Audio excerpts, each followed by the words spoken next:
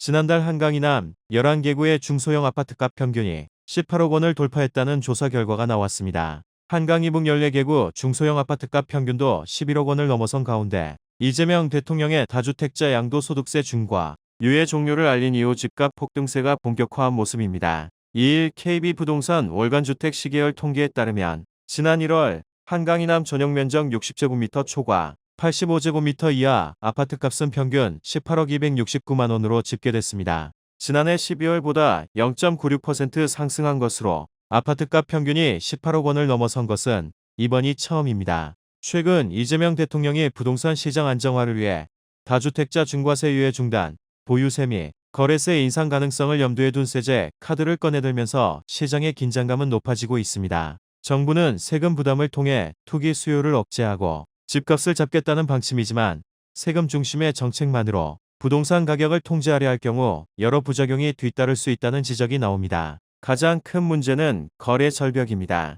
양도세와 보유세가 동시에 강화될 경우 집주인들은 매도를 미루게 되고 시장의 매물이 줄어듭니다. 공급이 막히면 실수요자들은 원하는 시기에 주택을 구하지 못하고 가격은 오히려 경직되는 현상이 나타날 수 있습니다. 세금이 투기 차단이 아니라 시장 유동성을 얼어붙게 만드는 결과로 이어질 수 있기 때문입니다. 또한 세금 부담이 임차인에게 전가되는 위험도 큽니다. 다주택자나 임대사업자가 보유세 인상분을 전월세 가격에 반영할 경우 서민 주거비 부담이 커지는 악순환이 발생할 수 있습니다. 정책 목표가 집값 안정이더라도 체감 효과는 월세 폭등으로 나타날 수 있습니다. 특히 경기 둔화 국면에서 세금 충격이 가계와 기업의 부담으로 직결될 가능성이 큽니다. 1일 금융투자협회에 따르면 지난달 29일 기준 주식거래 활동 계좌 수는 1억 2만 450개로 집계됐습니다. 한 달 사이 약 173만 개 급증한 수치입니다. 주식거래 활동 계좌는 예탁 자산이 10만 원 이상이면서 최근 6개월간 한 차례 이상 거래가 이뤄진